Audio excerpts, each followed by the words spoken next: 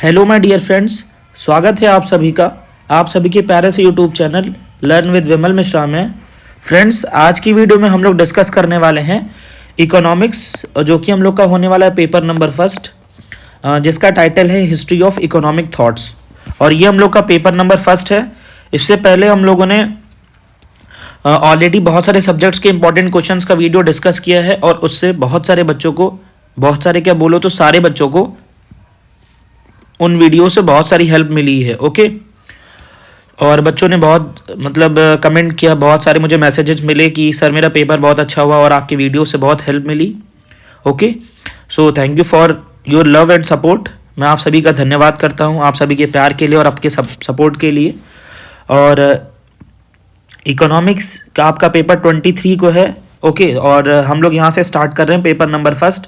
Questions हम लोग हिंदी और इंग्लिश दोनों में डिस्कस करेंगे। ओके, बट उसका सॉल्यूशन जो है इंग्लिश में होगा, बट मैं एक्सप्लेन आपको करूंगा दोनों में। ठीक है, हिंदी इंग्लिश दोनों में एक्सप्लेन करूंगा। ओके, सो ये मोस्ट इंपॉर्टेंट क्वेश्चन आपके होने वाले हैं। सो बिना देरी करते हुए वीडियो को करते हैं स्टार्ट। और ये पेपर फर्स्ट मेजर 1 मेजर 2 दोनों बच्चों के लिए होगा। ओके, सो बिना देरी करते हुए वीडियो करते हैं स्टार्ट। ये रहा पहला क्वेश्चन आपके कंप्यूटर स्क्रीन पे। सो ये रहा पहला कि explain the main economic principal of mercantilism.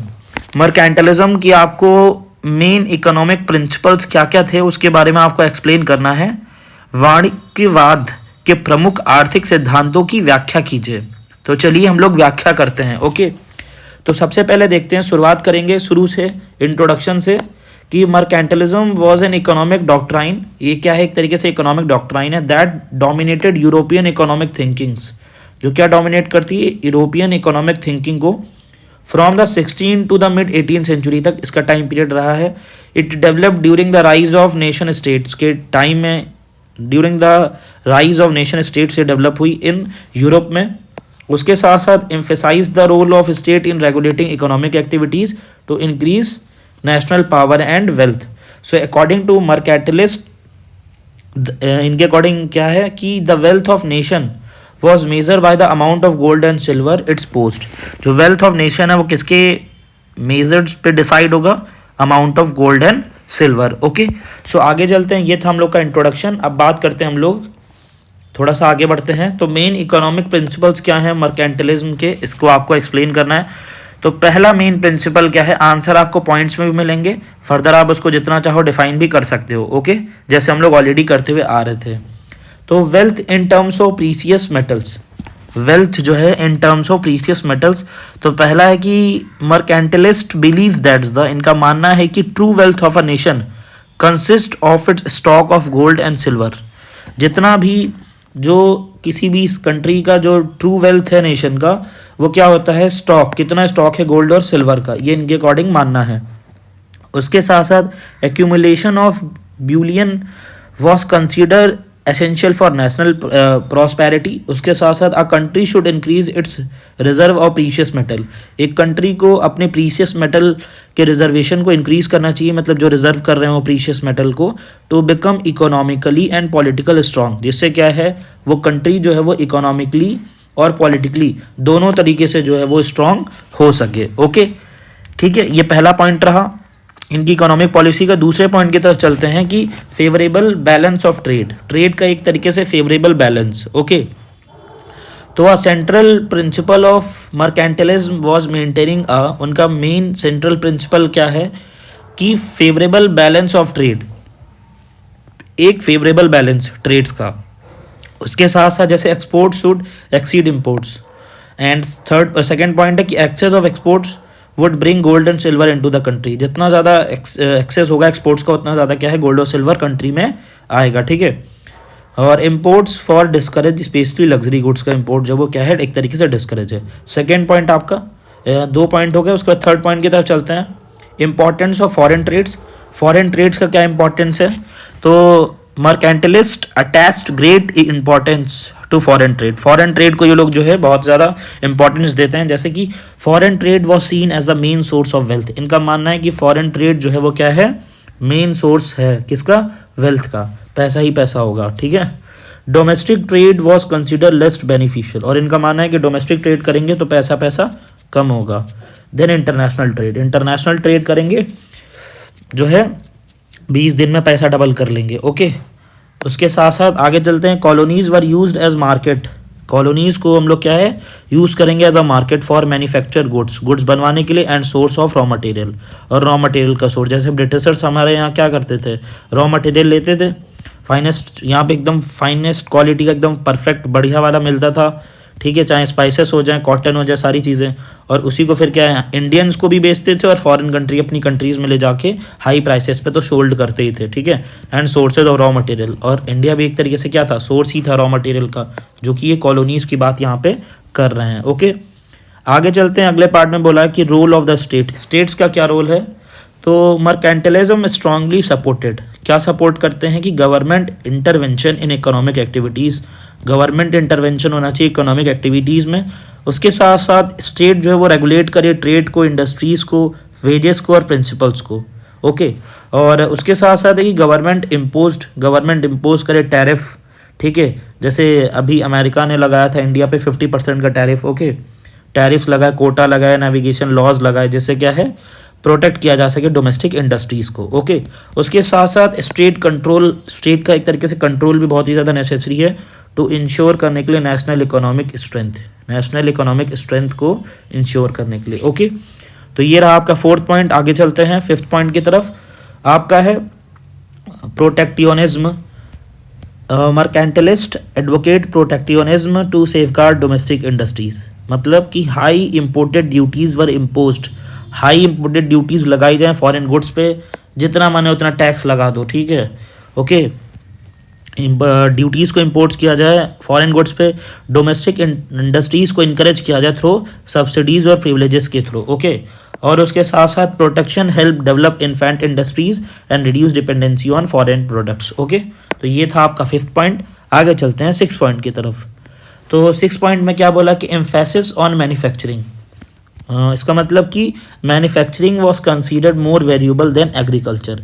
इनका मानना है कि जो मैन्युफैक्चरिंग है वो क्या है बहुत ही ज़्यादा वैल्यूएबल है as compare to agriculture. Okay, so next आगे चलते हैं कि manufactured goods could be exported at higher prices. जो मैन्युफैक्चर्ड गुड हैं आपके वो क्या है एक्सपोर्ट होने चाहिए एट हायर प्राइजेस पे। उसके साथ साथ development of industries increased employment and exports, और मानना है कि जो डेवलपमेंट है इंडस्ट्रीज़ का वो क्या है इंक्रीज़ होना चाहिए, increase development and exports. Industries का जैसे से इंक्रीज मतलब डेवलपमेंट होगा वैसे ही मैंने कुछ एक वर्ड गलत बोल दिया कि जैसे जैसे इंडस्ट्रीज़ का डेवलपमेंट होगा, इंडस्ट्रीज़ बढ़ेंगी, उससे क्या होगा जो एम्प्लॉयमेंट होगा, ये वर्ड गलत हो गया था, कि जो एम्प्लॉयमेंट होगा वो आपका क्या होगा, और एक्सपोर्ट, एम्प्लॉयमेंट के साथ साथ आपका जो एक्सपोर्ट है, ठीक है ना, एक्सपोर्ट वो आपका क्या होगा बढ़ेगा, ठीक है, जब दो ये चीज़ें बढ़ेंगी इंडस्ट्रीज़ के डेवलपमेंट से। ओके, आगे चलते हैं। नेक्स्ट पार्ट में क्या बोला है, नेक्स्ट पार्ट में आपसे कह रहा है कि रॉ मटेरियल वर इम्पोर्टेड चीपली, रॉ मटेरियल जो है वो चीप होने चाहिए, इंपोर्ट किए जाएँ, और finest goods were exported profitable, मतलब जो रॉ मटेरियल ये लोग मंगाएं वो क्या हो, सस्ता हो, सामान जो बनाए मान लो वो आपका ये सामान है ये महंगा हो, ठीक है ना, तो पैसा इनको चाहिए और फ़ायदा चाहिए, हर तरफ से इनको फ़ायदा दिख रहा है और कुछ नहीं दिख रहा है। ओके, इनको फ़ायदा से मतलब है बस, बाकी दुनिया चाहे कहीं भी जाए। उसके साथ साथ आगे चलते हैं। नेक्स्ट आपसे क्या बोला है, नेक्स्ट आपसे बोला है, देख लेते हैं आगे क्या बोला है। हाँ ठीक है, नेक्स्ट आपसे बोला है कि पॉपुलेशन ग्रोथ, ठीक है, पॉपुलेशन ग्रोथ की बात करें तो a large population was considered beneficial. इनका मानना है जितनी ज़्यादा पॉपुलेशन होगी वो क्या होगी, फ़ायदेमंद होगी, पॉपुलेशन बढ़ाओ फ़ायदा बढ़ाओ, ठीक है, इनका ये मानना है।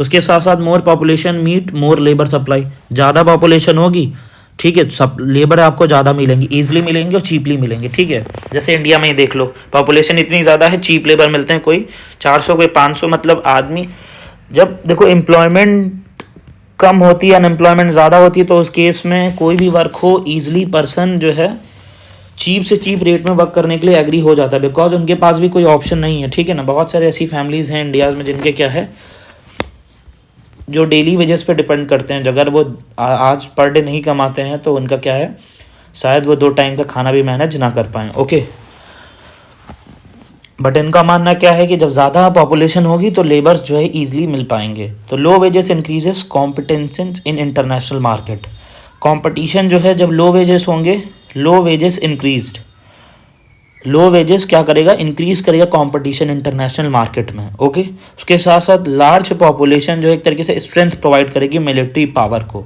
ओके, सो नेक्स्ट अगला पॉइंट है, 8th पॉइंट है कि colonies as economic asset. Colonies played a crucial role. जो कॉलोनीज हैं वो क्या है, क्रूशियल रोल प्ले करेंगी किसमें, मर्केंटलिस्ट पॉलिसीज में, कि जैसे कॉलोनीज सप्लाई चीप, कॉलोनीज क्या करेंगी, चीप रॉ मटेरियल सप्लाई करेंगी।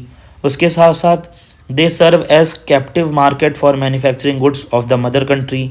उसके साथ साथ colonial trade were strictly control, और जो कॉलोनियल ट्रेड है वो क्या है, स्ट्रिक्टली कंट्रोल भी हो सकता है। ओके, नेक्स्ट आगे चलते हैं एट लास्ट 9th पॉइंट पर, फिर कंक्लूड करेंगे कि डिसकरेजमेंट ऑफ कंजप्शन। ओके, तो मर्केटलिस्ट डिस्करेज एक्सेसिव डोमेस्टिक कंजप्शन को ये क्या करते हैं, डिस्करेज करते हैं कि ज़्यादा एक्सेसिव डोमेस्टिक कंजप्शन नहीं होना चाहिए। Saving was encourage to increase capital information, saving पे ज़्यादा ध्यान देते हैं, भैया खर्च मत करो, सेव करो। Okay, luxury consumption has been harmful to national health, ज़्यादा बड़ी बड़ी गाड़ियों में घूमोगे, ज़्यादा पैसा खर्च करोगे तो कह रहे हैं कि ये क्या होगा, हार्मफुल होगा नेशनल हेल्थ के लिए। ठीक है, नेशनल हेल्थ जो है, आप अगर मान लो कि लग्जरी गाड़ी में, आप मान लो आपके पास ये लग्जरी गाड़ी है, ठीक है, इस लग्जरी गाड़ी में अगर आप घूम आए ना, तो मान लो इन हार्मफुल होगा इनके लिए, नेशनल हेल्थ के लिए, नेशनल वेल्थ के लिए सॉरी, और इनको क्या कोरोना वायरस पकड़ लेगा। ठीक है, जैसे हम लोगों के लिए कोरोना हार्मफुल था ना, वैसे ही इनके लिए क्या होगा, हार्मफुल हो जाएगा नेशनल वेल्थ के लिए, इनका मानना है। ठीक है, तो आप गाड़ियों में ना घूमें और इनको किसी को हार्म नहीं करना चाहिए। ठीक है, अच्छे नागरिक बनिए। आगे चलते हैं, कंक्लूज़न की बात करते हैं। कंक्लूज़न में क्या कहा है कि mercantilism viewed economic as a tool of state power. उनका मानना है कि जो इकोनॉमी है ना, वो क्या है, economies as a tool of state power. क्या बात कही है। उसके साथ साथ वो कह रहे हैं कि रेदर देन इंडिविजुअल वेलफेयर, किसी एक के वेलफेयर की बात नहीं, स्टेट के पावर की बात हो रही है। Its main objective was to increase, और उसका मेन ऑब्जेक्टिव क्या है, इंक्रीज करना। क्या इंक्रीज करना, नेशनल वेल्थ को बढ़ाना, पावर को बढ़ाना, सेल्फ सफिशिएंसी को बढ़ाना थ्रू स्टेट कंट्रोल के थ्रू, फॉरेन ट्रेड सरप्लस के थ्रू, एक्यूमुलेशन के through of precious metal. Precious metal का क्या होना चाहिए, एक्यूमुलेशन, फॉरेन ट्रेड सरप्लस होना चाहिए। ऑल दो लेटर, उसके बाद क्या है, क्रिटिसाइज बाय क्लासिकल इकोनॉमिक्स, जैसे एडम स्मिथ ने कहा इकोनॉमिक्स, इसको क्या है, ऑल दो लेटर बाद में इसको क्रिटिसाइज भी किया गया एडम स्मिथ के थ्रू कि mercantilism played an important role in shaping early modern economic policies को and the growth of the nation states के बारे में। एडम स्मिथ जी ने इस पर अपने विचार प्रस्तुत किए, और अपने उन्हीं के विचारों के साथ यहाँ की कहानी यहीं समाप्त होती है। क्वेश्चन नंबर फर्स्ट आपका एंड हुआ। टोटल आपका इंट्रोडक्शन के बाद आपके 9 पॉइंट्स, और आपसे पूछा क्या गया था कि मेन इकोनॉमिक पॉलिसीज़ क्या हैं, प्रिंसिपल बताने थे मेन इकोनॉमिक पॉलिसीज़ के। ओके, तो वाणिज्यवाद के प्रमुख आर्थिक सिद्धांतों की व्याख्या हम लोगों ने सफलतापूर्वक कर ली है। आगे चलते हैं, दूसरी व्याख्या करते हैं। दूसरे प्रश्न में क्या बोला है, तो ये रहा दूसरा प्रश्न, 7 करोड़ का डायरेक्ट आपकी स्क्रीन पे।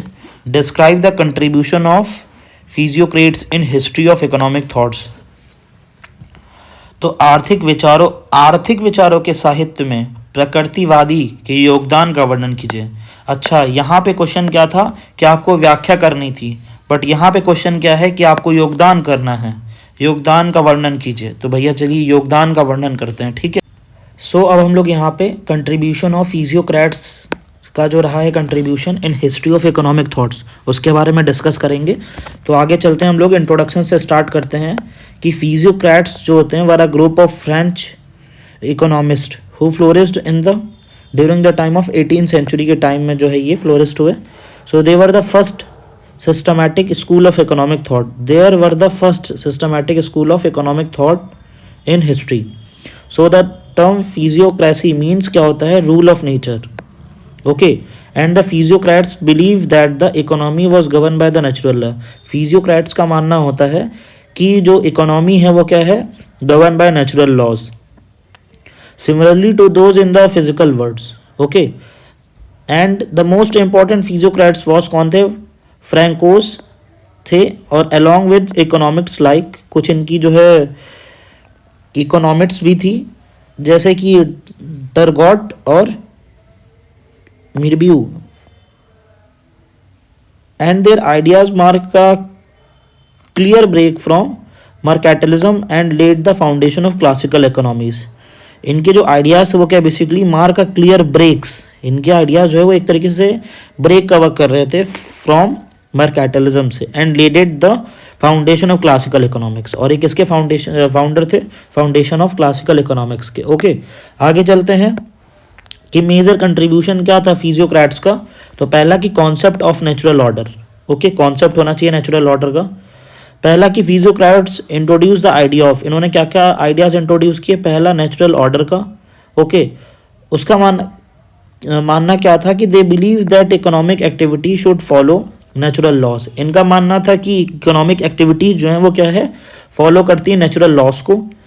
एंड उसके साथ साथ any interference bye the state, कोई भी इंटरफेरेंस होता है थ्रू स्टेट के through, would distributed the natural functioning of the economy, वो क्या है डिस्टर्ब करेगी नेचुरल फंक्शनिंग को, इकोनॉमी के नेचुरल। अगर मान लो कि स्टेट्स कोई भी इंटरफेरेंस करता है, उसका इंटरफेयर होता है, तो उस केस में वो क्या है कि डिस्टर्ब करेगा natural functioning of the economy के नेचुरल फंक्शनिंग को। ओके, उसके साथ साथ this concept later influence the idea of the economic freedom, और इसके जो कॉन्सेप्ट हैं बाद में क्या हुआ, influence the idea of economic freedom. Okay, so next आगे चलते हैं। सेकेंड पॉइंट क्या है कंट्रीब्यूशन का, तो डॉक्ट्राइन ऑफ लेसेस फेरी।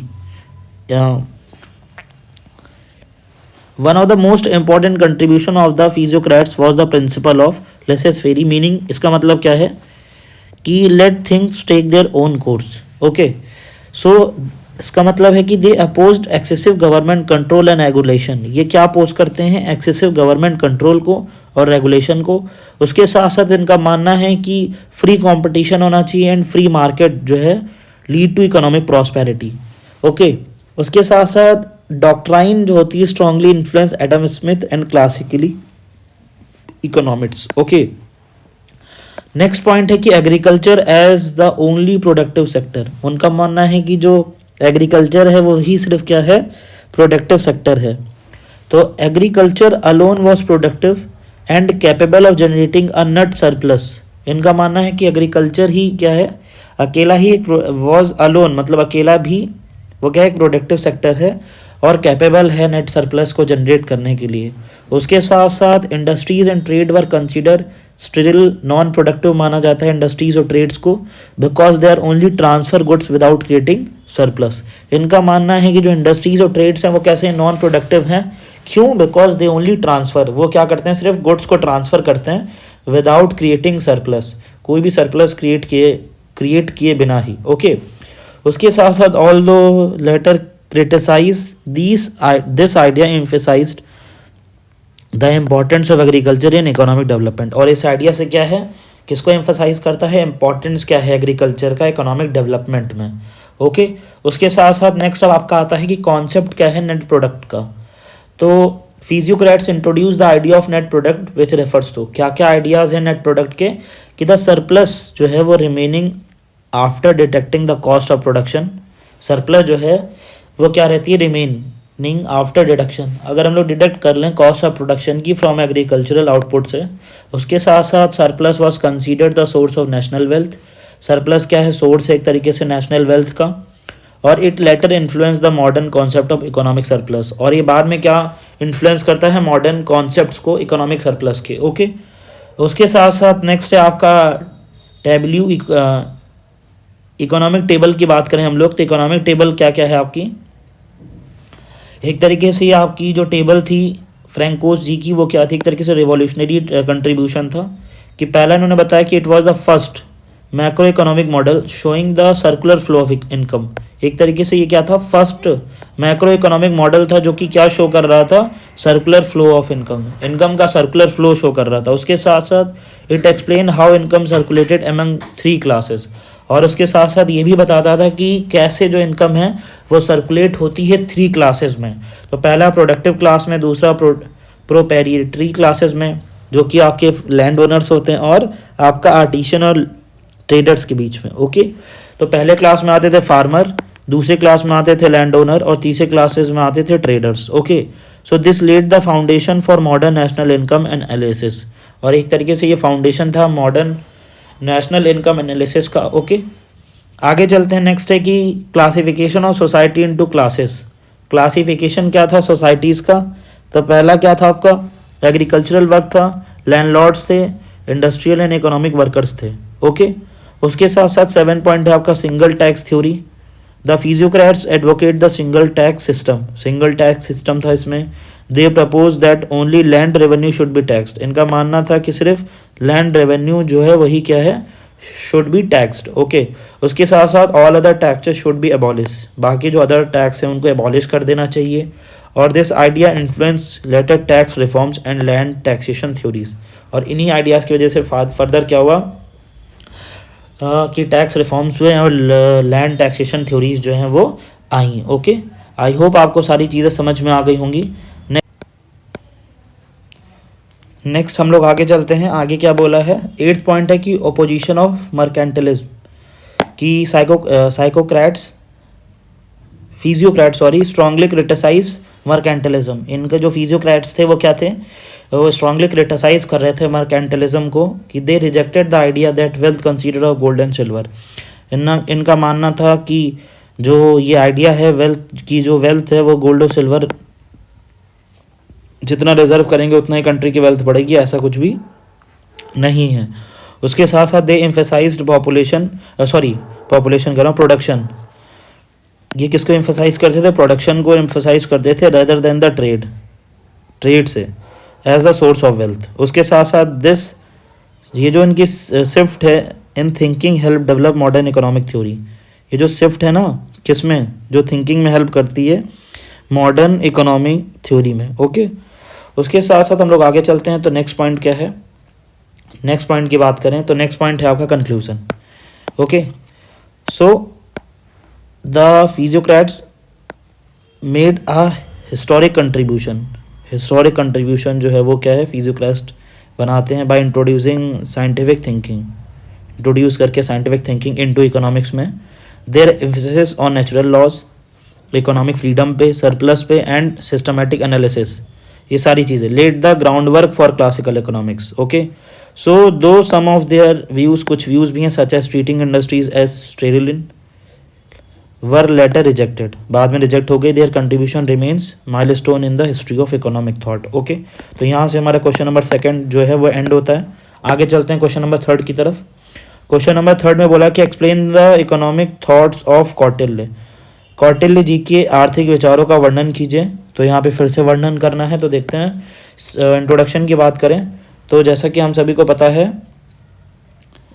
कि जो इंट्रोडक्शन की बात करें कि Kautilya also known as the Chanakya और विष्णुगुप्त, कौटिल्य जी को हम लोग चाणक्य भी बोलते हैं और विष्णुगुप्त भी बोलते हैं। ये क्या थे, was one of the greatest political thinker थे एंशियंट इंडिया के, और he live around the 4th century BC and was the author of, अर्थशास्त्र के ऑथर भी थे।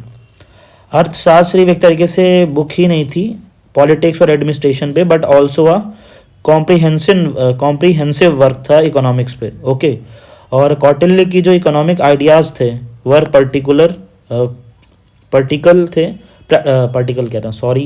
प्रैक्टिकल थे, रियलिस्टिक थे और aim at strengthening the state and welfare. और इनका मेन एम क्या था, स्ट्रेंथिंग करना स्टेट्स और पब्लिक वेलफेयर को, इन सारी चीज़ों को स्ट्रॉन्ग करना। ओके, आगे चलते हैं। आगे क्या बोला है कि मेन इकोनॉमिक थॉट्स क्या थे कौटिल्य के, वो डिस्कस कर लेते हैं। तो पहला, इंपॉर्टेंस ऑफ वेल्थ, कि Kautilya regarded wealth as the foundation of the state. तो ही बिलीव, इनका मानना था कि दैट की political stability and social welfare जो है वो डिपेंड करता है इकोनॉमिक प्रॉस्पेरिटी पे। उसके साथ साथ इनके according the happiness of the people lie in the prosperity of the king, जो खुशी है लोगों की वो राजा की प्रॉस्पेरिटी में है। लोगों की द हैप्पीनेस ऑफ पीपल, जो लोगों की खुशी है, lie in the prosperity of the king.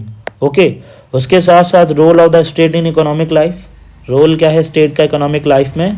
तो कौटिल्य स्ट्रांगली एम्फेसाइज्ड, क्या एम्फेसाइज करते थे, state control and regulation of economic activities. पहला कि king was responsible for economic planning and administration, king responsible है किसके लिए, इकोनॉमिक पॉलिसीज़ के रिस्पॉन्सिबल है फॉर इकोनॉमिक प्लानिंग के लिए एंड एडमिनिस्ट्रेशन के लिए। उसके साथ साथ स्टेट रेगुलेट एग्रीकल्चर, स्टेट को क्या रेगुलेट करना चाहिए, एग्रीकल्चर को, इंडस्ट्रीज़ को, ट्रेड को, प्राइजेस को एंड वेजेस को। उसके साथ साथ economic mismanagement was consider a serious offences, और इकोनॉमिक मिसमैनेजमेंट जो होता था वो क्या होता था, सीरियस ऑफेंस माना जाता था। ओके, उसके साथ साथ अगला पॉइंट है आपका कि agriculture as the basis of the economy. Agriculture क्या एक तरीके से बेस है इकोनॉमी का। ओके, तो एग्रीकल्चर क्योंकि occupy a central place in Kautilya economic system, उनका मानना था कि एग्रीकल्चर क्या है आपका सेंट्रल प्लेस है इकोनॉमिक सिस्टम का। ओके, उसके साथ साथ ही कंसीडर्ड इकोनॉमी एग्रीकल्चर, और इन्होंने कंसीडर किया कि जो एग्रीकल्चर है वो क्या है मेन सोर्स है स्टेट रेवेन्यू का। उसके साथ साथ the state encourage land cultivation, state क्या इनकरेज करता है लैंड कल्टीवेशन को, इरिगेशन को and reclamation of waste land. उसके साथ साथ जो फार्मर्स हैं were protected and supported during natural calamities के टाइम में फार्मर्स को प्रोटेक्ट किया जाए, उन्हें हेल्प की जाए, उनका सपोर्ट किया जाए। ओके, नेक्स्ट आगे चलते हैं हम लोग टैक्सेशन सिस्टम की बात करें तो Kautilya advocated a systematic and just taxation policies. तो वो क्या क्या थी कि taxes should be moderate and not oppressive, tax थोड़े मॉडरेट रखने चाहिए।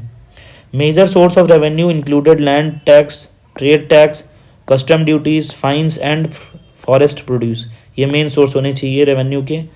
Tax collection should be efficient and corruption free, tax जो है वो एफिशिएंट होने चाहिए और करप्शन फ्री होना चाहिए, बहुत ही ज़्यादा करप्शन नहीं होना चाहिए। उसके साथ साथ ट्रेड एंड कॉमर्स के बारे में उन्होंने बताया कि कौटिल्य गेव स्पेशल इंपॉर्टेंस दिया उन्होंने किसको, एक्सटर्नल एंड इंटरनल ट्रेड्स को। उसके साथ साथ trade was regulated by the state through officially, trade जो है was regulated by the states जो है उसको रेगुलेट करें। उसके साथ साथ prices were fix to prevent exploitation of consumers, prices जो हैं वो फिक्स हो सकें प्रिवेंट करने के लिए एक्सप्लॉयटेशन ऑफ कंज्यूमर्स की एक्सप्लॉयटेशन को। उसके साथ साथ state maintain warehouse, state क्या है मेंटेन करे वेयर हाउसेस को। Ensure fair weight and measurement, और फेयर वेट और मेजरमेंट को क्या है इंश्योर करे। ओके, उसके साथ साथ जो है वो स्टेट कंट्रोल इंडस्ट्रीज़ भी होनी चाहिए कि जो स्टेट ओनरशिप है ऑफ की इंडस्ट्री जैसे mining, forest, salt production, arms manufacturing and coin minting were जो है कंट्रोल बाय द स्टेट। ये सारी चीज़ें कौन कंट्रोल करे, स्टेट कंट्रोल करे। उसके साथ साथ this ensure regular revenue and prevented private monopolies, और ये क्या इंश्योर करता है रेगुलर रेवेन्यूज़ को एंड प्रिवेंट करता है प्राइवेट मोनोपोलीज को। उसके साथ साथ लेबर एंड वेजेस की बात करें तो Kautilya recognize the importance of labour in production, इन्होंने बताया कि जो लेबर्स हैं उनका बहुत ही ज़्यादा इंपॉर्टेंट रोल है, क्योंकि रिकॉग्नाइज के इम्पोर्टेंस लेबर के प्रोडक्शन की, लेबर्स की इन प्रोडक्शन में, कि wages were fixed according to the nature of work के अकॉर्डिंग वेजेस फिक्स होने चाहिए। उसके साथ साथ workers were protected from exploitation, workers जो है उनको प्रोटेक्ट करना चाहिए एक्सप्लॉयटेशन के साथ। उसके साथ साथ severe punishment was prescribed for dishonest employers, के लिए जो है कुछ पनिशमेंट भी होनी चाहिए जो अच्छे से वर्क नहीं कर रहे और ईमानदारी से काम नहीं कर रहे हैं। पब्लिक एक्सपेंडिचर एंड वेलफेयर की बात करें तो public welfare was an important objective था इकोनॉमी कौटिल्य की, इनका मानना था इम्पॉर्टेंट ऑब्जेक्टिव था पब्लिक वेलफेयर, क्योंकि state revenue was spend on administration, state revenue जो है वो क्या होती है स्पेंड होती है एडमिनिस्ट्रेशन पे, डिफेंस पे होनी चाहिए, इरिगेशन पे, रोड्स पे, और ड्यूरिंग फेमाइंस के टाइम में और सोशल वेलफेयर के टाइम में। उसके साथ साथ ही बिलीव दैट इनका मानना था कि जो किंग है should always work for the welfare of the people, और राजा को हमेशा जो है पीपल्स के वेलफेयर के लिए वर्क करना चाहिए और करते रहना चाहिए। उसके साथ साथ जो है उन्होंने बताया कि एंटी करप्शन मेजर्स भी बताया उन्होंने कुछ, कि Kautilya was deeply aware of corruption in administration, उनको पता था कि हर जगह करप्शन होते हैं, 14th सेंचुरी उस टाइम से ही करप्शन होते, तो अब तो इंडिया में बहुत ही ज़्यादा करप्शन हो रहा है। He suggested strict supervision of official, उन्होंने सजेस्ट किया स्ट्रिक्ट सुपरविजन। उसके साथ साथ severe punishment were prescribed for corruption and misuse of public fund, और उन्होंने कुछ पनिशमेंट्स भी डिसाइड की फॉर करप्शन और मिसयूज़ करना, पब्लिक फंड्स का जो है वो मिसयूज़ ना हो सके उसके लिए। ओके, एट लास्ट में कंक्लूड करेंगे तो कंक्लूजन क्या है कि कौटिल्य इकोनॉमिक थॉट्स वर साइंटिफिक थे, उनके थॉट्स प्रैक्टिकल थे एंड वेलफेयर ओरिएंटेड थे।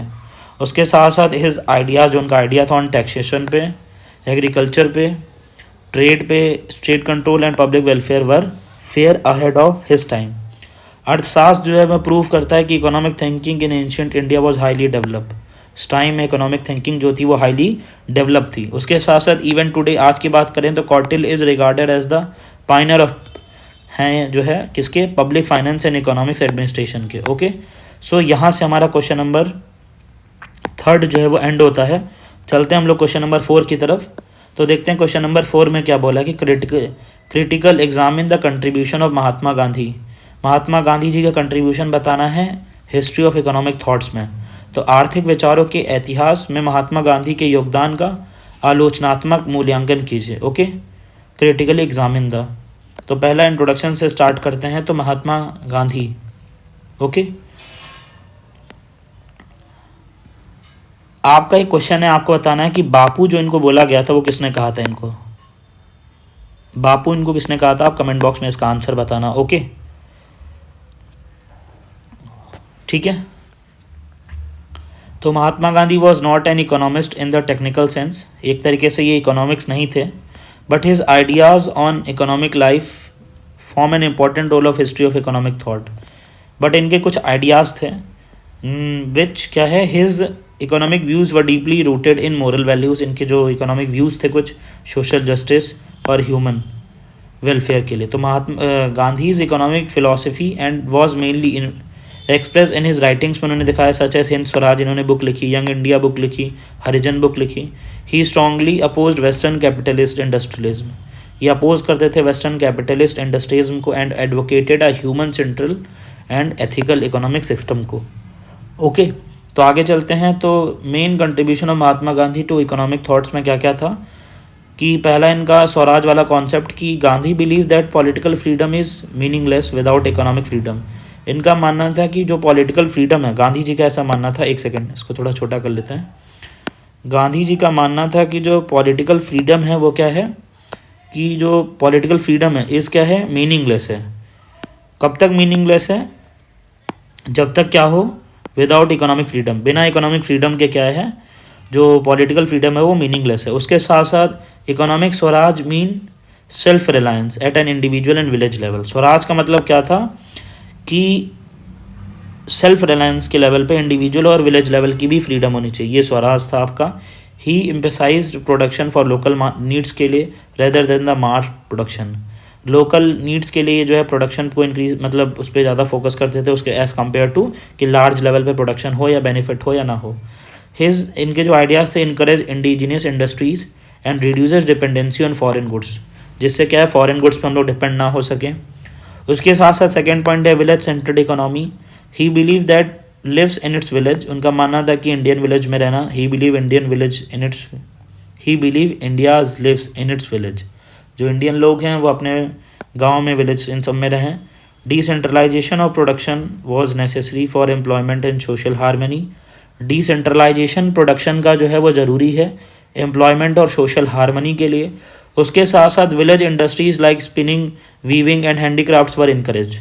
इन सारी इंडस्ट्रीज़ को क्या है, इनकरेज करना चाहिए। ओके, उसके साथ साथ इनका मानना था according to him wealth should not be own selfishly but held in trust for society. उसके साथ साथ capitalist should act as trustees of their wealth for the welfare of the poor, जो टेस्ट वगैरह आते हैं। उसके साथ साथ this idea aim to reduce economic inequality. इससे क्या हुआ, इकोनॉमिक इनइक्वालिटी रिड्यूस हुई विदाउट वॉयलेंट क्लास कॉन्फ्लिक्ट को बिना क्या किए हुए, बिना वॉयलेंट किए हुए। ओके, उसके साथ साथ अगला आपका आता है कि he believe it lead to unemployment. इनका मानना था कि opposition to large scale industrialization, he believe it led to unemployment. इससे क्या होगा, अनएम्प्लॉयमेंट होगी, एक्सप्लॉयटेशन होगा और मोरल डिग्रेडेशन होगा। Machine should be used only when they don't displace labour. Machines जो है शुड बी यूज्ड ओनली, तभी यूज़ करनी चाहिए when they don't displace labour, जब क्या है वहाँ पे लेबर काम नहीं कर सकते तभी मशीन्स को यूज़ करना चाहिए।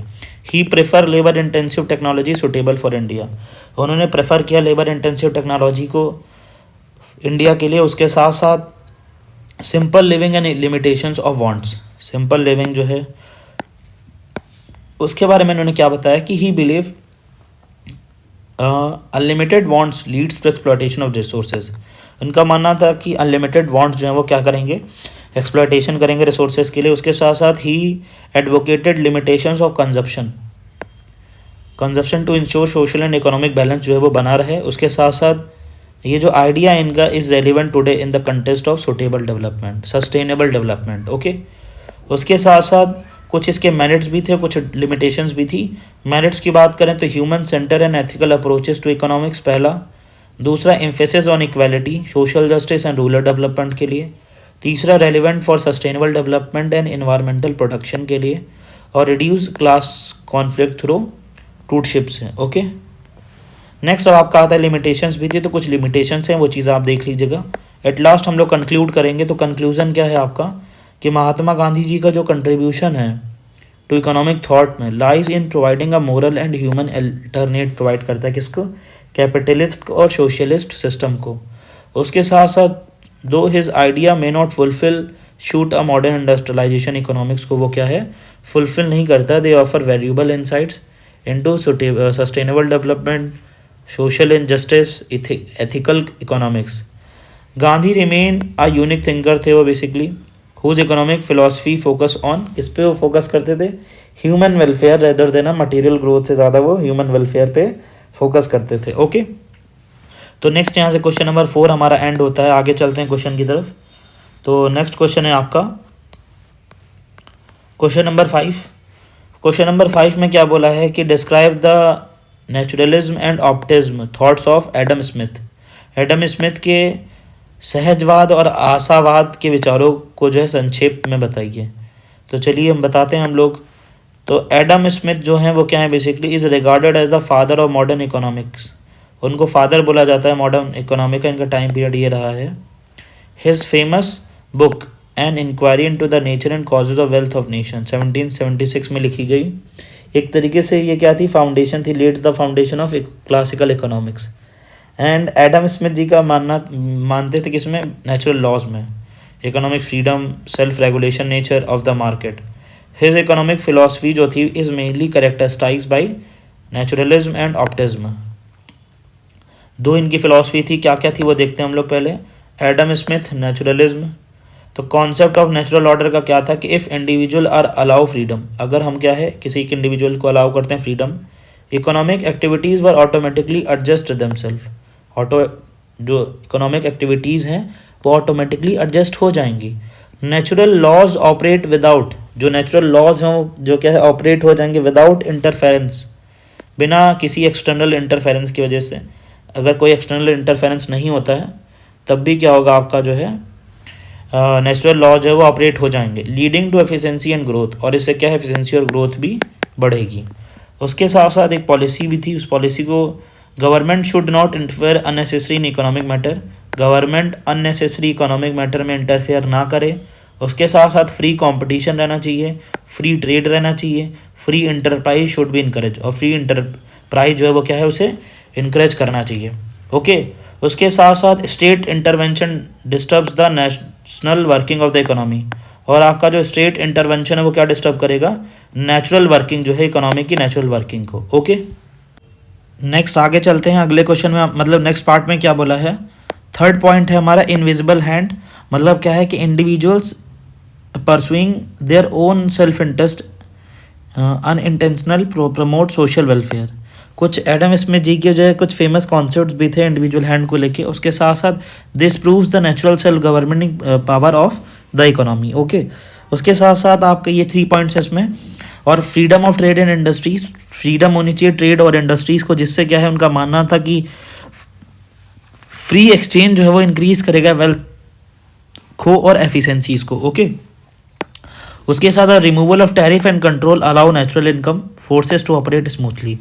और जब टैरिफ और जो है वो सारी चीज़ें थोड़ा बहुत कम हो जाए, हटा दी जाए, इससे क्या है ईजिली आप कंट्रोल कर सकते हो नेचुरल अलाउ, मतलब इससे क्या ईजिली आप जो है इकोनॉमिक जो एक्टिविटीज़ उन सारी चीज़ों को आप स्मूथली ऑपरेट कर सकोगे, कंट्रोल कर पाओगे। ओके, नेक्स्ट आगे चलते हैं। नेक्स्ट है आपका कि फेथ इन सेल्फ इंटरेस्ट, पहला पॉइंट। दूसरा believe in automatic economic harmony, और थर्ड पॉइंट है कि ऑप्टिमिज्म आफ्टर कैपिटलिज्म और लिमिटेड रोल ऑफ गवर्नमेंट का लिमिटेड रोल। ओके, तो टोटल यहाँ पे आपके जो है वो एडम स्मिथ जी के जो ऑप्टिमिज्म के पॉइंट हैं, ऑप्टिमिज्म के, तो वो आपके टोटल 4 पॉइंट्स हैं।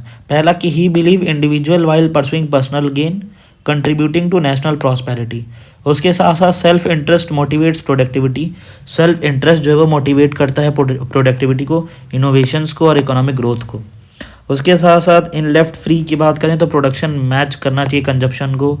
उसके साथ साथ there is no long term problem of over production और अनएम्प्लॉयमेंट, और इससे क्या है कि कोई भी लॉन्ग टर्म प्रॉब्लम नहीं होनी चाहिए प्रोडक्शन की और अनएम्प्लॉयमेंट की। ओके ठीक है, और यहाँ पे भी आपको थर्ड के 2 पॉइंट लिखे हुए हैं और फोर्थ के भी 2 पॉइंट लिखे हुए हैं, आप लोग यहाँ से देख लीजिएगा। आगे चलते हैं, ये सारे पॉइंट्स आप अपने अकॉर्डिंग से शॉर्ट कर सकते हो, लिख सकते हो। नेक्स्ट बोला है क्रिटिकल इवैल्यूएशन की बात करें तो कुछ मेरिट्स भी हैं, कुछ लिमिटेशंस भी हैं।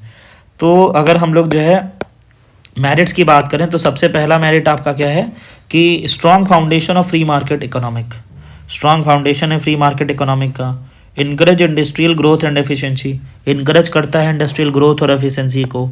उसके साथ साथ प्रमोट करता है इंडिविजुअल की फ्रीडम और कंपटीशन को। Led it the foundation basic of classical economic. तो टोटल ये 4 आपके क्या हैं, मेरिट्स हैं। लिमिटेशंस की बात करें तो ये क्या करता है, इग्नोर करता है प्रॉब्लम्स ऑफ मोनोपोली और इनइक्वालिटी को। Excessive optimism about self regulating market, और नेग्लेक्ट करता है सोशल वेलफेयर और लेबर एक्सप्लॉयटेशन को।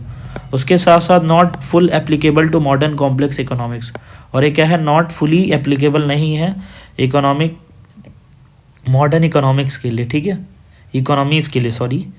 सो नेक्स्ट एट लास्ट पे हम लोग यहाँ पे कंक्लूड करेंगे। तो कंक्लूजन क्या है आपका कि Adam Smith naturalism emphasised, natural laws को एम्फेसाइज करते हैं, फ्रीडम को, नॉन इंटरफेरेंस को, while his optimism reflect strong faith in self interest और फ्री मार्केट सिस्टम। 2 चीज़ें यहाँ पे हैं आपकी, एक है आपका नेचुरलिज्म, ओके, और सेकंड है आपका व्हाट, ऑप्टिमिज्म, ओके। तो नेचुरलिज्म और ऑप्टिमिज्म दोनों 2 चीज़ अलग अलग यहाँ पे चीज़ें हैं। Though some of his ideas are criticise today, कुछ आइडियाज़ जो हैं वो क्रिटिसाइज होते हैं।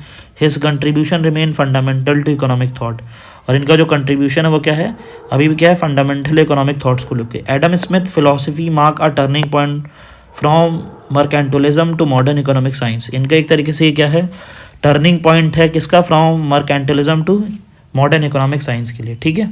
ओके नेक्स्ट आगे चलते हैं।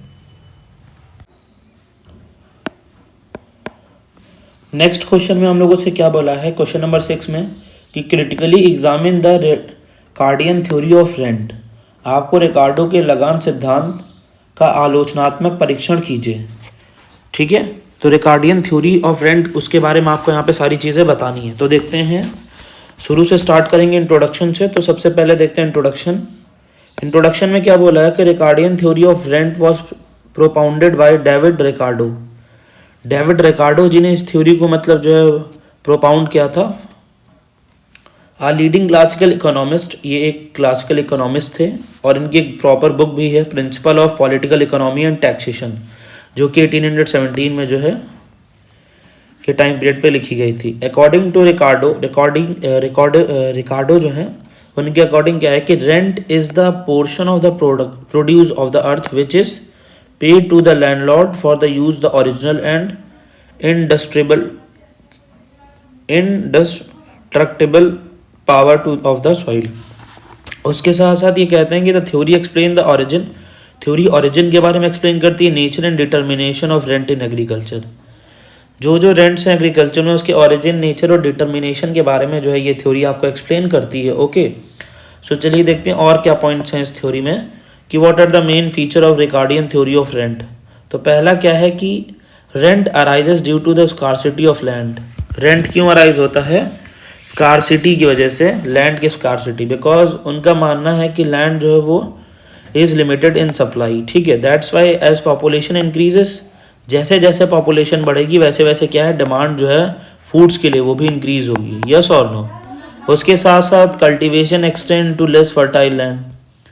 उसके साथ साथ this scarcity gives rise to rent on superior land, और ये जो स्कार्सिटी है लैंड की, इससे क्या होगा, जो रेंट है ऑन सुपीरियर लैंड से वो क्या होगा, बढ़ेगा। तो ये 3 पॉइंट उनके हैं। उसके साथ उन्होंने बताया कि difference in fertility of land, land की फर्टिलिटी में डिफरेंस, जैसे कि रेंट जो होता है अराइजेस, क्यों अराइज होता है, due to the differences in fertile and productive of land. दूसरा रीज़न है रेंट अराइज होने की, वो क्या है कि जो डिफरेंसेस होते हैं फर्टिलिटी और प्रोडक्टिविटी में लैंड के, उसके वजह से, जैसे कि फर्टाइल लैंड जो होती है, फर्टाइल लैंड की ईल्ड जो होती है मोर आउटपुट देती है विद द सेम कॉस्ट। उसके साथ साथ इन्फीरियर लैंड या it less output, inferior land जो है वो लेस आउटपुट देती है। उसके साथ साथ the excess produce of superior land over inferior land is rent, और जो एक्सेस प्रोड्यूस होता है सुपीरियर लैंड का ओवर इन्फीरियर लैंड पे, उसी को हम लोग क्या बोलेंगे, is rent. Okay, next point में देखते हैं, ये तो 2 पॉइंट थे आपके, कि थर्ड पॉइंट में क्या कह रहा है कि law of diminishing returns means कि जो रिकार्डो थ्योरी है वो किस पे बेस है, लॉ ऑफ डिमिनिशिंग रिटर्न्स पे बेस है। कहने का मतलब क्या है कि कंटिन्यूअस कल्टीवेशन जो है लीड्स टू डिक्लाइनिंग प्रोडक्टिविटी। अगर कंटिन्यूअस कल्टीवेशन करते हो तो उससे क्या होगा, प्रोडक्टिविटी डिक्लाइन होगी। उसके साथ साथ as more labour and capital are applied marginal output decreases, जैसे जैसे लेबर और कैपिटल अप्लाइड होंगे वैसे वैसे जो मार्जिनल आउटपुट है वो क्या होगा, डिक्रीज होता रहेगा। उसके साथ साथ this leads to higher cost of production and higher rent, और ये क्या होगा, किसके लिए रिस्पॉन्सिबल होगा, हायर कॉस्ट ऑफ प्रोडक्शन के लिए और हायर रेंट के लिए। ओके, उसके साथ साथ वो कहते हैं no rent on marginal land, कि Ricardo assume the existence of marginal land. उनका मानना है कि मार्जिनल लैंड की जो ईल्ड होती है just enough to cover cost of production, वो किसके लिए होती है, बस कवर करने के लिए कॉस्ट ऑफ प्रोडक्शन को। उसके साथ साथ इट अर्न्स नो रेंट, और इसका क्या है, कोई भी रेंट नहीं होता। उसके साथ साथ rent on superior land is measure in comparison with marginal land, जो रेंट होता है सुपीरियर लैंड पे उसको मेजर करते हैं इन कंपैरिजन, किसके कंपैरिजन में, मार्जिनल लैंड के कंपैरिजन में, in comparison with marginal land. Okay, तो ये 4th पॉइंट था। आगे चलते हैं, नेक्स्ट पॉइंट में क्या बोला है कि व्हाट आर द मेरिट्स क्या हैं और व्हाट आर द डीमेरिट्स क्या हैं। ठीक है, लिमिटेशंस बेसिकली। तो मेरिट्स क्या है, साइंटिफिक एक्सप्लेनेशन। दूसरा क्या है, clear concept of different rent. उसके साथ साथ रेंट इज प्राइस डिटरमाइन, और foundation for modern rent theories. उसको फर्दर यहाँ पे डिफाइन किया गया, आप इस चीज़ को देख सकते हो। मीन्स आपके सब पॉइंट्स हैं, पॉइंट में लिखोगे तब भी आपको बहुत अच्छे मार्क्स मिलेंगे। तो ये आपके 4 क्या हैं, मेरिट्स हैं। उसके साथ साथ लिमिटेशंस की बात करें तो पहला क्या है कि लैंड की जो fertility can be improve through fertilizer and technology. उनका मानना है कि लैंड की जो फर्टिलिटी है वो इम्प्रूव हो सकती है फर्टिलाइजर्स और टेक्नोलॉजीज़ के थ्रू। उसके साथ साथ नेगलेक्ट ऑफ लोकेशन फैक्टर भी इम्पॉर्टेंट है, और rent existent is early stage of cultivation. Rent का जो एग्जिस्टेंस है in early stage of cultivation. Okay, उसके साथ साथ मार्जिनल लैंड अजप्शन अनरियलिस्टिक, जैसे कि इन प्रैक्टिस मार्जिनल लैंड में earn rent due to the scarcity and demand और स्कार्सिटी की वजह से मार्जिनल लैंड में जो प्रैक्टिस है वो क्या है, अर्न करती है रेंट। यस और no. And also the theory does not explain rent of urban land. ये जो थ्योरी है वो अर्बन लैंड के रेंट को एक्सप्लेन नहीं करती, बिल्डिंग्स और मशीन्स को। ओके, ना ही अर्बन लैंड्स को, बिल्डिंग्स को, मशीन्स को, इन सारी चीज़ों को ये थ्योरी जो है वो एक्सप्लेन नहीं करती है। एट लास्ट कंक्लूजन करेंगे इस क्वेश्चन का। तो कंक्लूजन में क्या है कि the Ricardian theory of rent provides, हमें क्या प्रोवाइड करता है, classical and analytical explanation provide करता है। किसके लिए, for rent based on fertility, differences and scarcity of land. So though the theory suffers from several limitations and unrealistic assumption, ये जो थ्योरी है वो सफ़र करती है डिफरेंट लिमिटेशन से और अनरियलिस्टिक असम्पशन से, तो it remains an important contribution to economic thought. और ये क्या होता है, एक तरीके से ये जो है वो आपका इम्पॉर्टेंट कंट्रीब्यूशन है इकोनॉमिक थॉट्स को। उसके साथ साथ रिकार्डो थ्योरी जो है लेट्स द फाउंडेशन फॉर, किसके लिए, मॉडर्न रेंट थ्योरी के लिए। ओके, सो आई होप आपको क्वेश्चन नंबर 6 समझ में आया होगा। नेक्स्ट आगे हम लोग चलते हैं क्वेश्चन नंबर 7 की तरफ। क्वेश्चन नंबर 7 में क्या बोला है कि आपको बताना है describe the role of Robert Malthus in the development of theory of population. Robert Malthus का क्या रोल रहा है थ्योरी ऑफ पॉपुलेशन के डेवलपमेंट में। ठीक है, तो इनका आपको रोल बताना है। दूसरी आपको क्या बताना है, आपको जो है रॉबर्ट मैल्थस के बारे में जो है उनकी भूमिका का वर्णन करना है। ओके, सो चलिए वर्णन करते हैं। सबसे पहले देख लेते हैं कि थ्योरी में हमसे इंट्रोडक्शन से शुरू करते हैं कि थॉमस रॉबर्ट मैल्थस, जिनका टाइम पीरियड रहा है 1766 से लेके और 1834 तक। ओके, उसके साथ साथ was a classical English economist. ये क्या थे, क्लासिकल इंग्लिश इकोनॉमिक्स थे and demographer who made a significant contribution to population studies। और ये एक तरीके से डेमोग्राफर भी थे और इनका मोस्ट सिग्निफिकेंट कंट्रीब्यूशन रहा है पॉपुलेशन स्टडीज़ में। उसके साथ साथ he presented his ideas in his book, इनकी फेमस बुक भी रही। जितने भी यहाँ पे इकोनॉमिस्ट हैं सबकी बुक आप लिख के आना प्रॉपर हाईलाइट करके, तो आपको और अच्छे मार्क्स मिलेंगे, ठीक है। और मैं आपको एक चीज़ और कहना चाहूँगा, जितने भी आपको लगता है कि इंपॉर्टेंट पॉइंट्स हैं उनको आप एक अलग से हाईलाइट करके लिखें, आई कैचिंग में लिखें, ठीक है। और जितना आप पॉइंट्स को हाईलाइट करके लिखोगे उतनी ज़्यादा मतलब अच्छी बात है। आंसर्स में ज़्यादा कहानी मत लिखें, पॉइंट टू पॉइंट लिखें, वेल एंड गुड, ठीक है। और क्या बोलते हैं उसको, आपको क्वेश्चन में कुछ भी समझ में नहीं आ रहा है फॉर एग्जांपल, तो आप क्वेश्चन के की पॉइंट पे ध्यान दें, उस क्वेश्चन में आइडेंटिफाई करें कि आपने किस वर्ड के बारे में पढ़ा है फॉर एग्जांपल, तो आप उसी वर्ड पे आगे पीछे सारा लिख के आना, ठीक है। उस वर्ड से रिलेटेड जितनी भी चीज़ें आपको पता है, कोई भी क्वेश्चन एग्जाम में छोड़ के मत आइएगा, पेपर अटेम्प्ट जरूर करिएगा, कॉपी पूरी भर के आइएगा, ओके। और ट्राई करिए कि 20 से 25 पेज तो आपको लिखना ही है, ओके। सो इनकी बुक क्या है कि an essay on the principle of population 1798 में Malthus was the first economist to give a systematic and scientific theory of population. Malthus जो थे वो फर्स्ट इकोनॉमिस्ट थे जिन्होंने सिस्टमेटिक और साइंटिफिक थ्योरी ऑफ पॉपुलेशन दिया है। उसके साथ साथ इन्होंने एक्सप्लेन किया relation between population growth and food supply. Food supply और पॉपुलेशन ग्रोथ में क्या रिलेशन है उसके बारे में इन्होंने एक्सप्लेन किया है। तो देखिए, सबसे पहले बात करते हैं कि role of Robert Malthus in the development of population theory. तो पहला इन्होंने कॉन्सेप्ट बताया पॉपुलेशन का कि जो पॉपुलेशन ग्रोथ है ना, ग्रोज है ना जियोमेट्रिकल प्रोग्रेशन, जैसे 1, 2, 4, 8, 16 इस तरीके के। उसके साथ साथ जो फूड सप्लाई है वो ग्रो होती है अर्थमेटिक प्रोग्रेशन में, इसको जीपी बोलते हैं, कि जो पॉपुलेशन ग्रोथ है वो जीपी के फॉर्म में है और फूड सप्लाई है वो एपी के फॉर्म में। जो मैथ्स वाले स्टूडेंट होंगे उनको जीपी और एपी पता होगा, 10th में उन्होंने पढ़ा होगा। So this imbalance according to Malthus leads to poverty. तो कह रहे हैं जो इम्बैलेंस है, ओके, पॉपुलेशन और फूड सप्लाई में, this leads to what, poverty, hungry और ओवर पॉपुलेशन। ये कॉजेज हैं आपके, दो कॉजेज, दैट्स वाई ये क्या है, आप लोगों को पॉवर्टी, ओवर पॉपुलेशन, हंग्री, सारी चीज़ों का सामना करना पड़ता है। प्रिंसिपल क्या है पॉपुलेशन की कि Malthus argue that population has a natural tendency to increase faster than the means of substances. Means if population is not control, अगर पॉपुलेशन को कंट्रोल ना किया गया, it will extended food supply. Food supply क्या है, resulting in क्या होगा कि लो वेजेस, अनएम्प्लॉयमेंट होगी, स्टारवेशन होगा, सोशल मिसरी होगी। So this principle becomes the foundation of population economy. और ये प्रिंसिपल क्या होंगे, became the foundation of principle economy.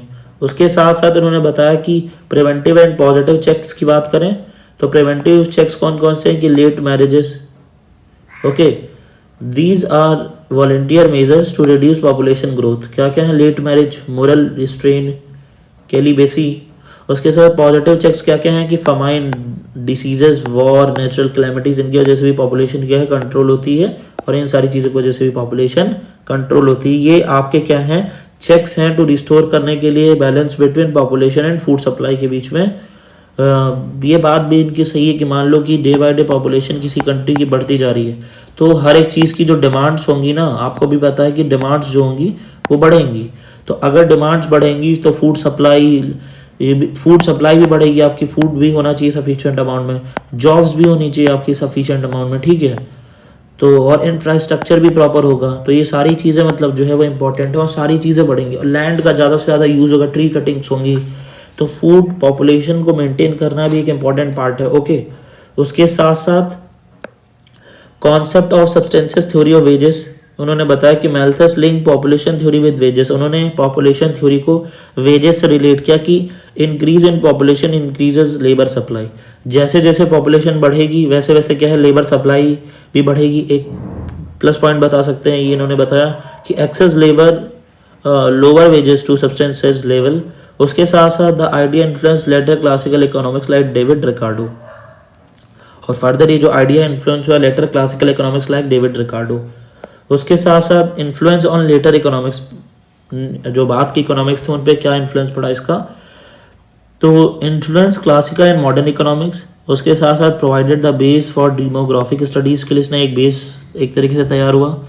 Help in understanding poverty को पढ़ने में, अनएम्प्लॉयमेंट को, इकोनॉमिक डेवलपमेंट को। उसके साथ साथ क्रिटिसिज्म ऑफ मैल्थूसियन थ्योरी, तो ही इग्नोर, उन्होंने क्या इग्नोर किया, टेक्नोलॉजिकल प्रोग्रेस जो है था एग्रीकल्चर में, उसको इन्होंने इग्नोर किया। उसके साथ साथ population growth is not always geometrical. उन्होंने बताया कि जो पॉपुलेशन ग्रोथ है वो हमेशा क्या ज्योमेट्रिकल नहीं होती। मॉडर्न फैमिली प्लानिंग जो reduce population growth, modern family planning अगर सही से की जाए तो वो पॉपुलेशन ग्रोथ को कम कर सकती है। तो despite criticises Malthus contribution remains fundamental. Okay, so at last conclude करेंगे कि Robert Malthus play a pioneering role in the development of theory of population. So he was the first economics to explain scientifically the relation between population growth and food supply. तो देखो जो population growth है और आपका जो food supply है इसके बीच में पहली बार जो फर्स्ट इकोनॉमिक्स थे जिन्होंने साइंटिफिकली एक्सप्लेन किया रिलेशन, वही कौन थे? आपके रॉबर्ट माल्थस। ओके, तो although some assumption of this theory are outdated, कुछ एजप्शन है इस थ्योरी की जो आउटडेटेड है, जैसे his ideas continue to the relevant in understanding population problem in developing countries. So therefore Malthus जो है occupy a central place in the population theory में इनका क्या है? सेंट्रल प्लेस रहा है। ओके, सो यहाँ से क्वेश्चन नंबर 7 आपका एंड होता है। ओके, नेक्स्ट आगे चलते हैं। अगले क्वेश्चन नंबर 8 में आपसे क्या बोला है? क्वेश्चन नंबर आपसे 8 में बोलते हैं describe the economic theory of wantlessness by J K. Mehta. Theory of wantlessness की जो थ्योरी है जे.के. मेहता जी के बारे में, तो जे.के. मेहता द्वारा जो है प्रतिपादित आवश्यकता शून्यता के आर्थिक सिद्धांतों का वर्णन कीजिए। आपको क्या है? इस थ्योरी का वर्णन करना है। तो आगे चलते हैं, देखते हैं। शुरुआत करेंगे इंट्रोडक्शन से। तो इस थ्योरी में आपसे क्या बोला गया है कि J K. Mehta was an Indian economist. J K. Mehta क्या थे? एक इंडियन इकोनॉमिस्ट थे। Who developed the economic theory of wantlessness as a critique of western modern economic theory based किस पे बेस्ड थी? लिमिटेड वांट्स पे। His theory is deeply influenced by Indian philosophy, Gandhian thoughts और spiritual values से जो है ये इंस्पायर थे। उसके साथ साथ Mehta argue that the root cause of economic problem is not a scarcity of resources but unlimited human bonds. इनका मानना था भाई कि जो मेन कॉज है इकोनॉमिक प्रॉब्लम का वो स्कार्सिटी नहीं है रिसोर्सेज की, कमी नहीं है रिसोर्सेज की, बट अनलिमिटेड ह्यूमन बॉन्ड्स जो है ना, क्या है? अनलिमिटेड। ये इंपॉर्टेंट पॉइंट है कि आपका अनलिमिटेड जो ह्यूमन बॉन्ड्स हैं, ठीक है, ये मेन रीज़न है। उसके साथ साथ पहली बात करें तो मीनिंग क्या है वांटलेसनेस की? तो wantlessness does not mean absence of need. इसका मतलब ये नहीं है कि नीड के एब्सेंस का मतलब एब्सेंस हो। इट मीन्स क्या है? Limitations of human bonds. Human bonds के लिमिटेशन हो, सेटिस्फैक्शन थ्रू सिंपल लिविंग की थ्रू सेटिस्फैक्शन हो, moral and ethical control over desires. Moral और एथिकल कंट्रोल होना चाहिए डिजायर्स पे। According to J K. Mehta economic welfare is achieve by reducing wants rather than increasing production. उनका मानना है कि इकोनॉमिक वेलफेयर जो है अचीव किया जा सकता है रिड्यूस करके वांट्स को, रेदर देन प्रोडक्शन को आप जो है इंक्रीज करके ने की प्लेस पे आप रिड्यूस करो अपने वांट्स को। Okay, so what are the main feature of the theory of wantlessness? कि मेन थ्योरी के फीचर क्या क्या हैं? तो पहला इनका है कि human wants are unlimited. Human के वांट्स जो है वो अनलिमिटेड हैं। इकोनॉमिक जो ग्रोथ है वो डिपेंड करती है ऑन इंक्रीजिंग कंजप्शन पे। ओके, सो इनका आइडिया जो है मेहता ने का जो rejected this idea and state that कि unlimited wants create poverty. Unlimited wants create करेंगे poverty, inequality and social tension. Okay, उसके साथ साथ उन्होंने बताया कि कुछ थ्योरीज में हैं स्ट्रेसेस जैसे moral discipline, self restraint in consumption, inner satisfaction. So economic stability can be achieve when individual voluntarily limits their wants. उन्होंने बताया कि एक तरीके से इकोनॉमिक स्टेबिलिटी अचीव की जा सकती है जब हर एक इंडिविजुअल क्या है? लिमिटेड करे अपने वांट्स को। उसके साथ साथ role of ethics and spirituality कि अकॉर्डिंग टू मेहता कि economics can not be separated from ethics. Economics जो है वो सेपरेट नहीं हो सकती, can not be separated from ethics. And the true development must include moral values. और ट्रू डेवलपमेंट में क्या है? मस्ट इंक्लूड मोरल वैल्यूज़ होनी चाहिए। उसके साथ साथ material prosperity alone does not ensure happiness. और मटेरियल प्रॉस्पेरिटी जो है वो हैप्पीनेस को इंश्योर नहीं कर सकती। Okay, and this view align with Indian cultural tradition. उसके साथ साथ फोर्थ पॉइंट में क्या है कि इन्होंने एडवोकेट किया कि सिंपल लिविंग, बैलेंस कंजप्शन और लग्जरी और वेस्ट को अवॉइड करें। उसके साथ साथ कुछ थ्योरी भी प्रमोट की, social harmony, corporative economic behaviour, reduction of class conflict. And उसके साथ साथ व्हाट आर द सिग्निफिकेंस क्या थे थ्योरी की और क्रिटिसिज्म क्या थे थ्योरी के। तो सिग्निफिकेंस की बात करें तो सुटेबल है for developing country like India के लिए। प्रमोट करना चाहिए सस्टेनेबल डेवलपमेंट को, आपने एसएसटी में इस चीज़ को पढ़ा होगा, ठीक है, क्लास 10th में, सस्टेनेबल डेवलपमेंट को बहुत अच्छे से। Reduce inequality and environmental degradation, reduce करना चाहिए इनइक्वालिटी और एनवायरमेंटल डिग्रेडेशन को। इनकरेज करना चाहिए एथिकल इकोनॉमिक बिहेवियर को, ओके। उसके साथ साथ डिफ़िकल्ट टू सप्लाई इन, क्या क्या क्रिटिसिज्म है इसके, तो डिफ़िकल्ट है to apply in modern consumer society में। उसके साथ साथ over emphasis on moral values पे। Ignore human ambition and innovations, इग्नोर करना चाहिए एम्बिशन और इनोवेशंस को। So despite criticise the theory has practical relevance in the modern world, okay. So at last हम लोग कंक्लूड करेंगे, तो कंक्लूजन क्या निकल के आता है कि J K Mehta economic theory of wantlessness provide an alternative economic philosophy, एक तरीके से क्या है, alternative economic philosophy rooted in Indian value, sorry, and it emphasizes that true economics welfare lie in the controlling wants rather than endlessly increasing production। उनका मानना है कि जो ट्रू इकोनॉमिक वेलफेयर है वो किस में लाई करता है, कंट्रोलिंग वांट्स को आप कंट्रोल करो rather than इंक्रीजिंग प्रोडक्शन, आप प्रोडक्शन बढ़ाने की प्लेस पे अपने वांट्स को कंट्रोल करो, ये ज़्यादा बेटर है। So in the age of consumerism and environmental crisis Mehta ideas remain highly relevant, और इस केस में उनके जो आइडियाज़ हैं हाईली रेलिवेंट है, ओके। सो एट लास्ट हम लोग, मतलब सॉरी, एक दो क्वेश्चन और बचे हैं। नेक्स्ट हम लोग क्वेश्चन नंबर 9 की तरफ चलते हैं। इस क्वेश्चन में क्या बोला है कि बहुयाद सिद्धांत की व्याख्या कीजिए, explain the theory of glut, okay. So देखते हैं इस थ्योरी में आपसे क्या बोला गया है। So the theory of glut is an important concept in classical economist में, इसका बहुत इंपॉर्टेंट रोल रहा है। उसके साथ साथ इट एक्सप्लेन्स द, क्या एक्सप्लेन करता है, situation of general over production, जो सिचुएशन रहती है ओवर प्रोडक्शन की इन एन इकोनॉमी में। So where goods are produce in excess of demand, जहाँ पे गुड्स प्रोड्यूस किए जाते हैं एक्सेस ऑफ डिमांड्स पे, रिजल्टिंग इन अनसोल्ड स्टॉक, और इसका रिजल्ट क्या होता है, unsold stock, fall in prices, economic depression. So this theory is mainly किससे एसोसिएटेड है, रॉबर्ट जो मैल्थस थे उन्हीं से, and JCL Sismondi who opposed Say's law of market. Sismondi जो थे उन्होंने क्या अपोज किया था, सेज लॉज ऑफ मार्केट। उसके साथ साथ यहाँ पे कुछ मीनिंग्स देखते हैं ग्लट की, क्या है कि glut refers to a condition in which, क्या क्या कंडीशन है कि food supply of goods exceeds total demand, जो सप्लाई है फूड की, supply of foods exceeds total demand. उसके साथ साथ market faces excess production, market face करती है एक्सेस प्रोडक्शन को। उसके साथ साथ जो प्रोड्यूसर्स होते हैं are unable to sell their goods, producer जो होते हैं वो अनेबल, मतलब एक तरीके से कैपेबल नहीं होते सेल करने के लिए गुड्स को। उसके साथ साथ according to the theory an economic can experience general glut no merely particularly और टेम्परेरी सरप्लस। उसके साथ साथ कुछ मेन अजम्पशंस भी हैं इस थ्योरी की, कि पहला, income is not always spend fully on consumption, income जो है वो पूरी तरीके से स्पेंड नहीं करना चाहिए। उसके साथ साथ सेविंग में एक्सीड इन्वेस्टमेंट, सेविंग में जो है में क्या हो सकता है कि सेविंग एक्सीड कर सकती है इन्वेस्टमेंट को। Demand may be insufficient to absorb total output, demand जो है वो इनसफिशिएंट हो सकते हैं एब्जॉर्व करने के लिए टोटल आउटपुट को। Production does not automatically create its own demand, और जो production does not automatically create its own demand. So यहाँ पे फोर्थ पॉइंट आपका क्या है कि production does not automatically creates its own demand, जो प्रोडक्शन है वो ऑटोमेटिकली क्रिएट नहीं करता अपनी ओन डिमांड्स को। तो ये कुछ 4 जो है अजम्पशंस थे। उसके साथ साथ एक्सप्लेनेशन ऑफ थ्योरी, तो पहला कि income earn may be save rather than spend. उसके साथ साथ सेविंग रिड्यूस इफेक्टिव डिमांड, जो सेविंग है वो रिड्यूस करती है इफेक्टिव डिमांड्स को, and this leads to over production, और ये क्या लीड करता है, ओवर प्रोडक्शन को। And excessive saving reduce consumption, और एक्सेसिव सेविंग जो है वो क्या रिड्यूस करती हैं, कंजप्शन को।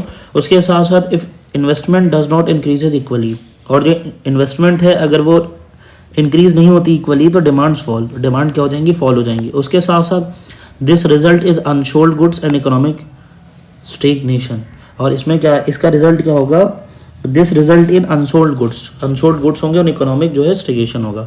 उसके साथ साथ unequal distribution of income means rich people save more, poor people have low purchasing power, ये तो रियलिटी है।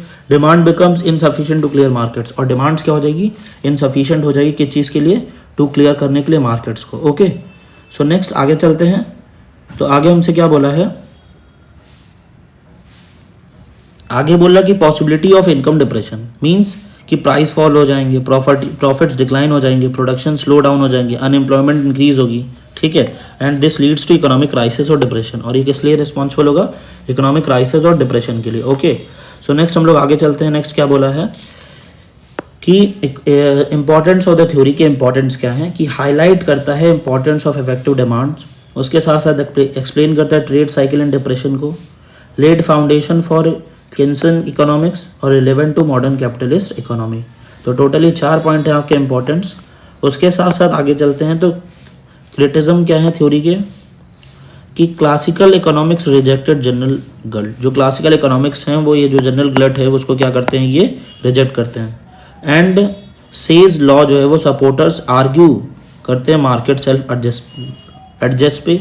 उसके साथ साथ assumes rigid saving investment gap को वो अज्यूम करते हैं। उसके साथ साथ despite criticism the theory has practical कुछ इसके रेलेवेंस भी हैं, ठीक है ना। उसके साथ साथ एट लास्ट कंक्लूजन पे चलते हैं। तो the theory of glut explain the over production and insufficient demand can को एग्जिस्ट। और ये जो थ्योरी ऑफ ग्लट है वो क्या एक्सप्लेन करती है, over production and insufficient demand जो है वो can coexist, leading to economic instability. It challenge किसको चैलेंज करती है, Say's laws and emphasize the importance of consumption and investment in maintaining economic balance. उसके साथ साथ थ्योरी जो है लेटर इन्फ्लुएंस क्या इन्फ्लुएंस करती है, Keynes concept of effective demand. उसके साथ साथ making it's an important contribution, एक तरीके से इंपॉर्टेंट कंट्रीब्यूशन है टू इकोनॉमिक थॉट्स को। ओके, तो क्वेश्चन नंबर 9 यहाँ पे एंड हो गया। अब लास्ट क्वेश्चन करते हैं, क्वेश्चन नंबर 10। इसमें हम लोग के 3 पार्ट पूछे गए हैं। आपको राइट शॉर्ट नोट, अब यहाँ पे एक वर्ड यूज आया था कीन्स, तो यहीं पे हम लोग क्या है कीनीशियन इफेक्ट डिमांड के बारे में पढ़ेंगे, डाई इलेक्ट्रिकल मेटेरियलिज्म के बारे में, लेबर थ्योरी ऑफ वैल्यूज़। तो कीन्स की प्रभावी डिमांड के बारे में पढ़ेंगे। उसके साथ साथ भौतिकवाद और मूल्य का श्रम सिद्धांत, ये 3 चीज़ें यहाँ पे हम लोग डिस्कस करेंगे। ये लास्ट हम लोग का क्वेश्चन है। ओके, आगे चलते हैं। तो देखते हैं पहला कि कीन्स इफेक्टिव डिमांड क्या है। तो कीन्स इफेक्टिव डिमांड्स जो है वो refers to the level of demand. क्या रेफर करता है, लेवल ऑफ डिमांड कि एट विच, जिस पे क्या एग्रीगेट की जो डिमांड्स है equally aggregate supply, determining the level of output को, लेवल को डिटरमाइन करें लेवल ऑफ आउटपुट और एम्प्लॉयमेंट को इन एन इकोनॉमी में। उसके साथ साथ according to J M Keynes employment जो है वो डिपेंड करती है इफेक्टिव डिमांड्स पे, and effective demands is the sum of consumption demand and investment demand. और जो इफेक्टिव डिमांड है वो एक तरीके से सम है किसका, कंजप्शन डिमांड और इन्वेस्टमेंट डिमांड का। And producers employ workers only up to the point where exceeded profits are maximize. Means क्या है कि if the effective demand is low, effective demand जब लो होंगी तो unemployment will exist even if resources available. अगर effective demand low है तो resources available होने के बाद भी जो अनएम्प्लॉयमेंट है वो एग्जिस्ट करेगी। उसके साथ साथ इम्पॉर्टेंस क्या है कि रिजेक्ट करता है सेज लॉ ऑफ मार्केट को, एक्सप्लेन करता है अनएम्प्लॉयमेंट को इन कैपिटलिस्ट इनकम में। उसके साथ साथ basis of Keynes theory of unemployment, और ये किस पे बेसिस है, कीन्स थ्योरी ऑफ एम्प्लॉयमेंट पे।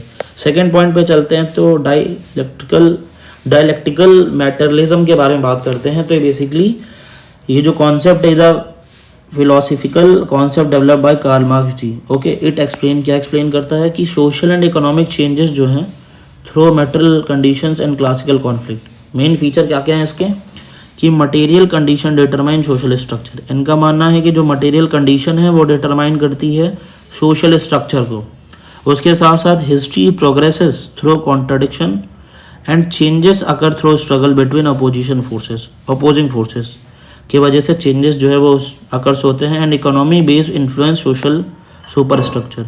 क्या क्या इसके सिग्निफिकेंस की, foundation of Marxist economics explain करता है क्लास स्ट्रगल को और यूज़ किया जाता है टू एनालाइज करने के लिए कैपिटलिज्म एंड सोशलिज्म को।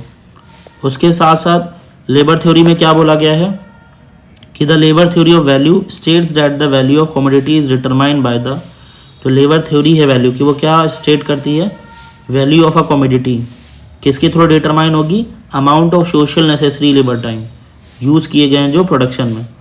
और ये क्या एक्सप्लेन करते हैं, अगर हम लोग एक्सप्लेनेशन की बात करें तो it is propounded by Adam Smith David Ricardo and developed by Karl Marx. उसको डेवलप किसने किया? कार्ल मार्क्स जी ने। And labour is the source of all the value, इनका मानना है। उसके साथ साथ difference between wages and value created leads to surplus value. Okay, importance क्या है कि basis of Marx theory of exploitation and explain profit under capitalism, इन्होंने प्रॉफिट जो था अंडर कैपिटलिज्म उसके बारे में एक्सप्लेन किया। उसके साथ साथ important concept in classical economics, और जो इंपॉर्टेंट कॉन्सेप्ट है क्लासिकल इकोनॉमिक्स में उसमें, ठीक है। आगे चलते हैं कि एट लास्ट कंक्लूड करेंगे और यहाँ से हम लोग के 10 क्वेश्चन कंप्लीट होंगे। तो कंक्लूजन में क्या बोला गया है कि दीज कॉन्सेप्ट, ये जो है आपके इफेक्टिव डिमांड्स के, डायलेक्टिकल मटेरियलिज्म के और labour theory of value are central to modern economics thought, ये किस तरीके से सेंट्रल है मॉडर्न इकोनॉमिक थॉट के। And they also explain employment के बारे में एक्सप्लेन करते हैं, सोशल चेंजेस के बारे में एक्सप्लेन करते हैं, and value creation respectively, and hold significant important, और इनका एक तरीके से सिग्निफिकेंट इंपॉर्टेंस रहता है समझने में, अंडरस्टैंडिंग में, किसकी? कैपिटलिस्ट इकोनॉमिक्स में। ओके, सो आई होप आप सभी को समझ में आया होगा। टोटल यहाँ से हम लोग के 10 क्वेश्चन खत्म होते हैं। और एट लास्ट मैं यही कहना चाहूँगा, थैंक यू सो मच। आप सभी के प्यार और सपोर्ट के लिए मैं बहुत बहुत धन्यवाद करता हूँ आप सभी को, और ऐसे ही आप सभी लोग अपना प्यार और सपोर्ट बना रहे हैं।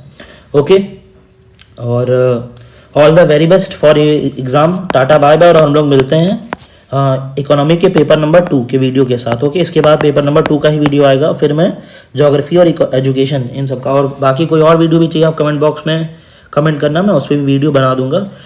ठीक है, मैं सबके कमेंट देखता हूँ, आप सभी के रिप्लाई देता हूँ। मेरे पास भी बहुत सारे काम रहते हैं, मेरी ऑफलाइन भी क्लासेस होती हैं, दैट्स वाई मेरा जो शेड्यूल है बहुत ज़्यादा बिजी रहता है, इसी वजह से वीडियो आने में थोड़ा लेट हो जाता है। ठीक है, और एक वीडियो बनाने में बहुत टाइम लगता है। ठीक है, एडिटिंग करना, रिकॉर्डिंग करना, कंटेंट सेट करना, क्वेश्चन सेट करना, ठीक है, इन सारी चीज़ों को भी आप देखा करो, सारी चीज़ें आप समझा करो कि अगर लेट हो रहा है तो कौन से रीजंस की वजह से लेट हो रहा है। ठीक है, एक पर्सन के पास घर के भी काम होते हैं, बाहर के भी होते हैं, बहुत सारी मेरी ऑफलाइन भी होती हैं, ठीक है, कई चीज़ें होती हैं, दैट्स वाई। ओके, बट मैं तब भी ट्राई करता हूँ कि जल्द से जल्द जो मैंने कहा है आपसे वो सारी चीज़ें फुलफिल कर सकूँ। Okay, so thank you for watching, मिलते हैं नेक्स्ट वीडियो में। Tata bye bye, all the very best for your exam and God bless you.